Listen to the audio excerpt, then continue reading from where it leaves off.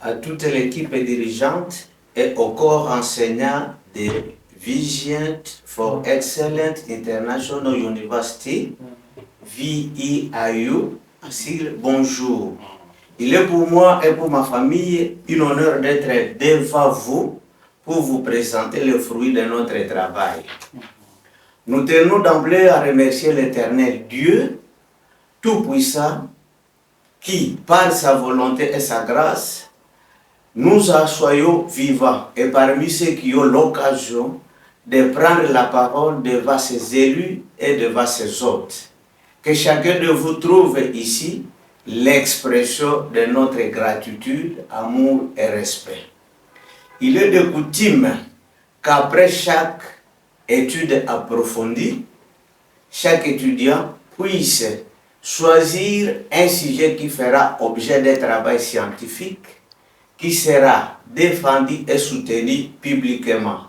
C'est pourquoi ayant fini le cycle de licence en théologie au sein de la Vision for Excellent International University, nous avons aussi sélectionné un travail, un sujet intitulé Études comparatives du comportement d'un serviteur appelé de Dieu et un faux serviteur.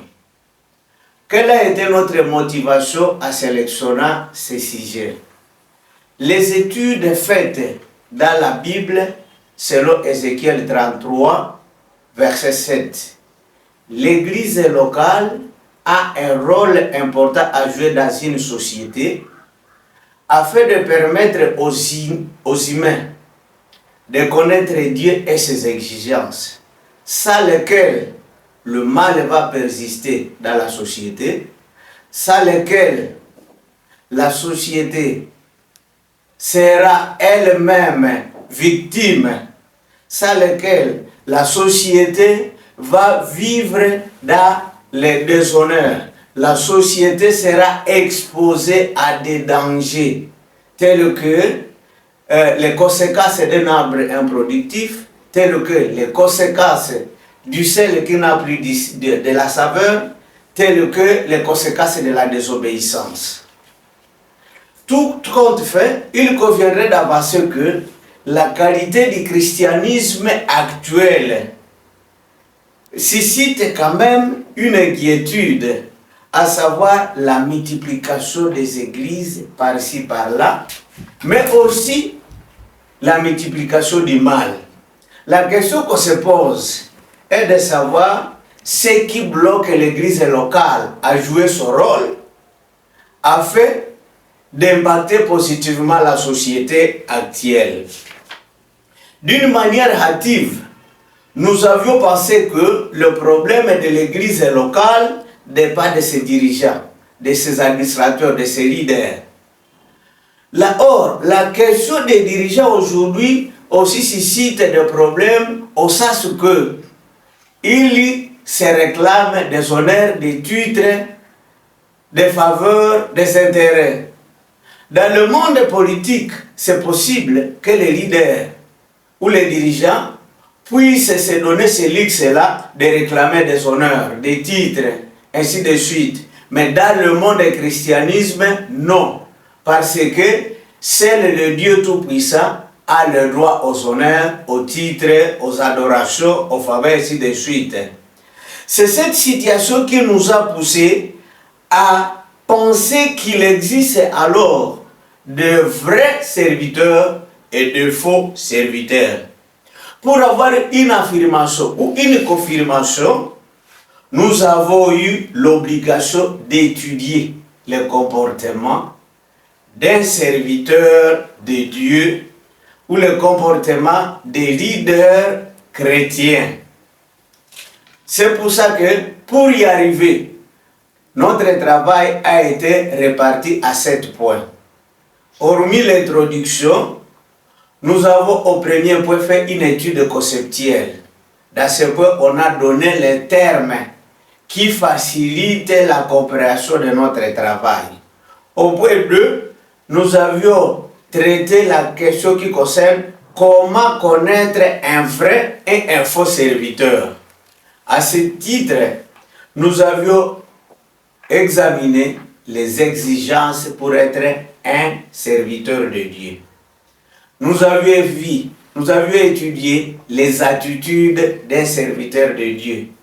Nous avions aussi étudié les comportements des serviteurs de Dieu, les qualités des serviteurs de Dieu, les caractères des serviteurs de Dieu et la manière des serviteurs de Dieu. Ceci, on a constaté que ça peut être des variables qui poussent à ce qu'on puisse se différencier qui est vrai et qui est faux dans l'œuvre de Dieu.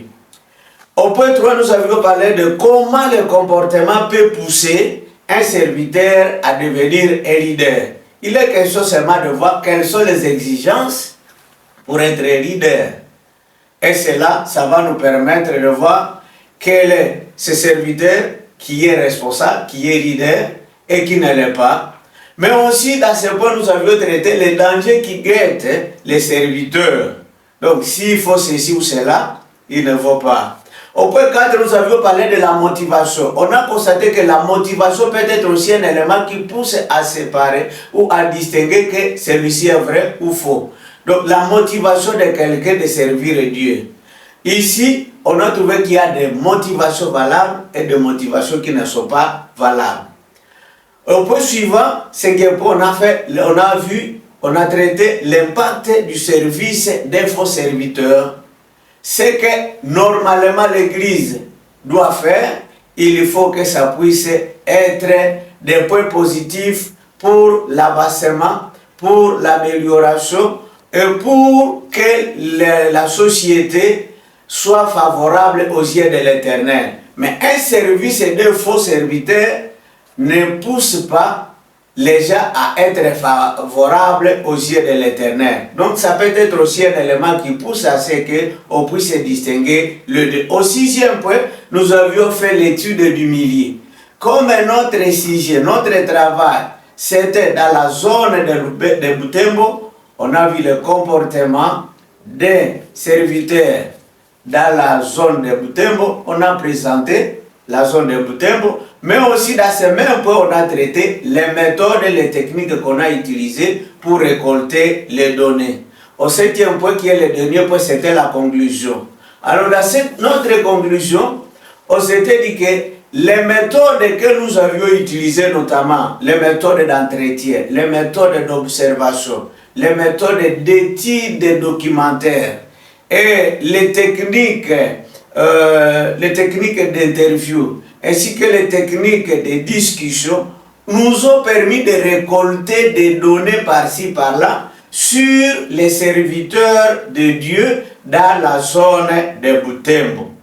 Et ces données qu'on a récoltées nous ont permis de constater que, de la même manière que dans le monde entier, il y a la bonne monnaie et la fausse, de cette même manière, dans le christianisme, dans l'œuvre de Dieu, il y a aussi de vrais serviteurs et de faux serviteurs.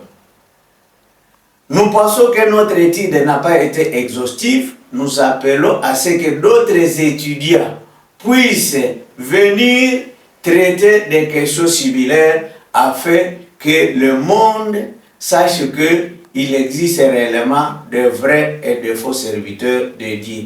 Que vive notre université VIAU, que vive nos enseignants, que vive l'équipe dirigeante de notre université.